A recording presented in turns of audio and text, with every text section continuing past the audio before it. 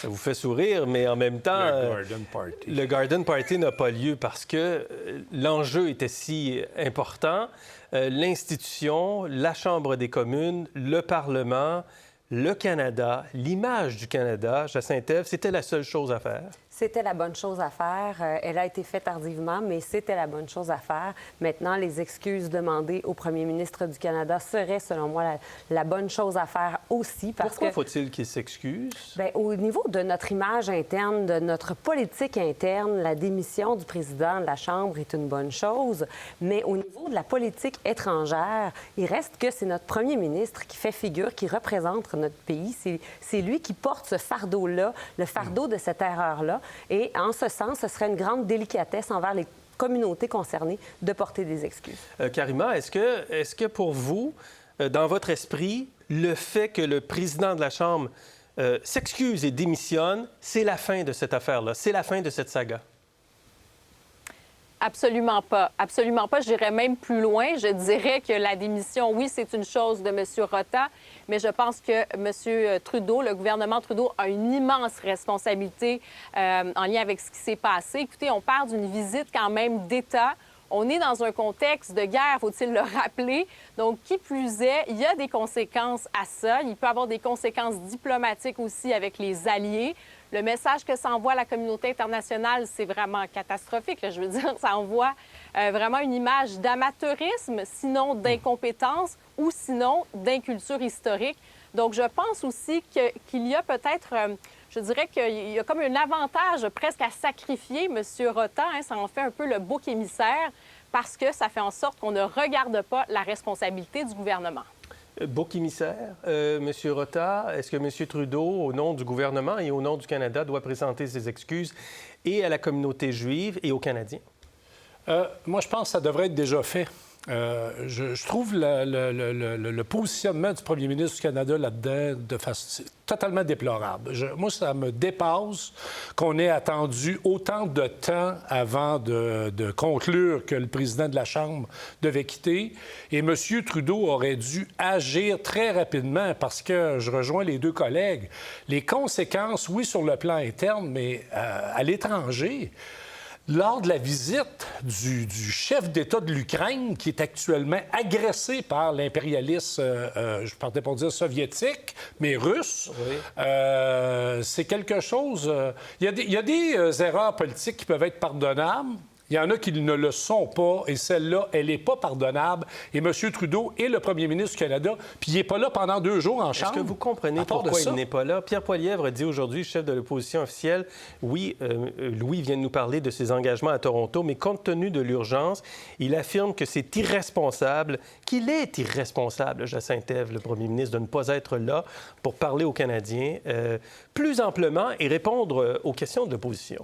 Je ne connais pas la teneur de ses engagements à Toronto, mais il reste que cet élément-là, cette situation-là exige le plus grand doigté et la plus grande diplomatie. Et en ce sens, je ne comprends pas que le premier ministre n'ait pas annuler ou reporter ses projets à Toronto pour faire face à la situation comme un chef d'État responsable et aussi conscient des enjeux que ça représente pour toute la communauté internationale. Et donc, Justin Trudeau devra s'excuser à la Pologne également, affirme Yves-François Blanchet, le chef du Bloc québécois.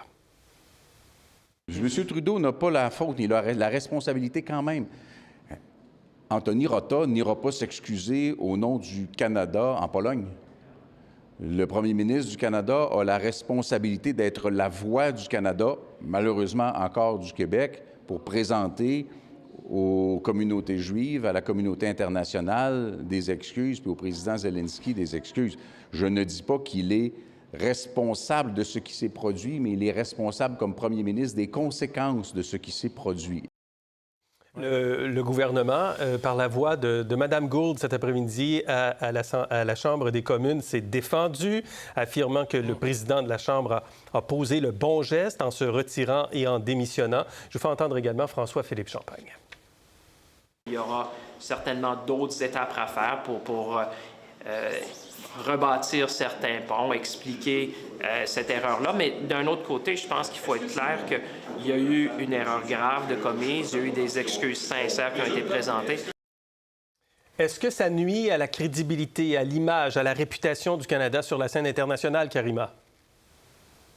Bien, ça fait, en fait, c'est un petit peu risible. Tu sais, je parlais avec des Français et tout ça, et il y a quand même un gros point d'interrogation. Puis moi, ça m'a fait penser un peu, vous savez, les bourdes, notamment Justin Trudeau, quand il avait fait son premier voyage en Inde, qui s'était déguisé, tout ça. Je trouve qu'il y a une sorte de désinvolture. Je comprends la question du président, puis il y avait un protocole, tout ça, mais justement, le protocole, quand il y a des visites d'État, il n'y a rien qui est laissé au hasard. Je regarde en France ce qui se passe quand on reçoit des dignitaires, quand on reçoit, bien justement, là, on parle quand même du président ukrainien dans un contexte de guerre. On ne peut rien laisser au hasard parce que les répercussions dépassent le Canada.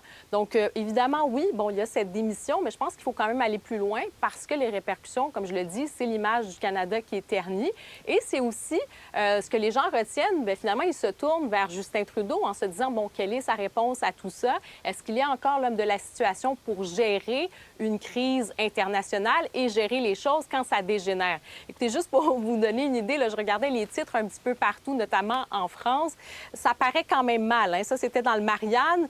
Quand le Canada traite en héros un ex-SS ukrainien devant Zelensky, Le Monde qui parle d'un hommage malencontreux à un ancien soldat d'une division nazie, La Dépêche qui dit qui est Jaroslav Unka, cet ancien soldat nazi de la Waffen-SS acclamé par le Parlement canadien. Je pense que ça envoie effectivement une image d'amateurisme dans les circonstances.